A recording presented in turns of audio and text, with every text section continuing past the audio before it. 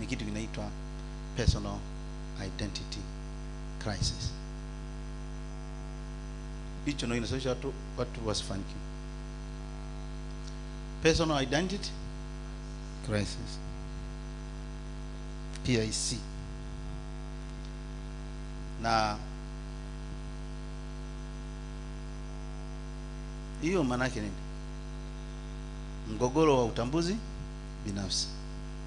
Kwa mfano, hapa kila mtu kuna kitu yeye anacho na anaamini kwamba hicho kitu akikifanikisha basi yeye atakuwa amefanikiwa.